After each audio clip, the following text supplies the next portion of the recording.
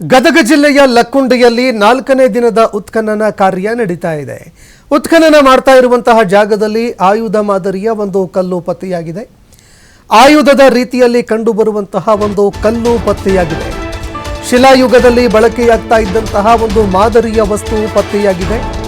ಉತ್ಖನನ ಮಾಡುವ ವೇಳೆ ಕೊಡಲಿ ಆಕಾರದ ಒಂದು ಆಯುಧ ಪತ್ತೆಯಾಗಿದೆ. ಇನ್ನು ಈ ಕಲ್ಲಿನ ಆಯುಧವನ್ನ ಅಧಿಕಾರಿಗಳು ವಶಕ್ಕೆ ಪಡ್ಕೊಂಡಿದ್ದಾರೆ. ಈ ಲಕ್ಕುಂಡಿ ಭಾಗದಲ್ಲಿ ಈಗ ಬಗೆದಷ್ಟು ವಿಸ್ಮಯಗಳು ಬಯಲಾಗ್ತಾ ಇದೆ. ವಿವಿಧ ಆಕೃತಿಯ ಕಲ್ಲುಗಳು ಪತ್ತೆಯಾಗ್ತಾ ಇದೆ. ಹೀಗಾಗಿ ಅಧಿಕಾರಿಗಳು ಕುತೂಹಲದಿಂದ ಈಗ ಮತ್ತಷ್ಟು ಉತ್ಖನನಕ್ಕೆ ಮುಂದಾಗ್ತಾ ಇದ್ದಾರೆ.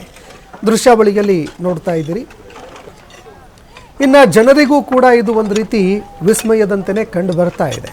ಯಾಕಂದರೆ ಯಾವಾಗ ಚಿನ್ನಾಭರಣಗಳು ಪತ್ತೆಯಾಯಿತು, ಅದಾದ ನಂತರ ಅಧಿಕಾರಿಗಳಿಗೂ ಕೂಡ, ಪುರಾತತ್ವ ಇಲಾಖೆ ಅಧಿಕಾರಿಗಳಿಗೂ ಇಲ್ಲಿ ಮತ್ತೆ ಏನಾದರೂ ಸಿಗಬಹುದು ಅನ್ನುವಂತಹ ಒಂದು ವಿಚಾರ ಬರುತ್ತೆ.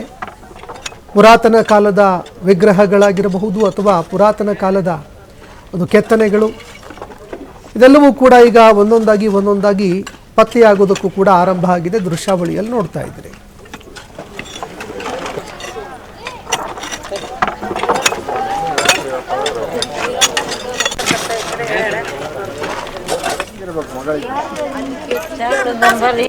ಅದು ಒಂದೊಳದ ಪೇಪರ್ ಕೃಷ್ಣ ಒಂದು ಪೇಪರ್ ಬರೆದು ಇಟ್ಬಿಡು ಒಳಗೆ.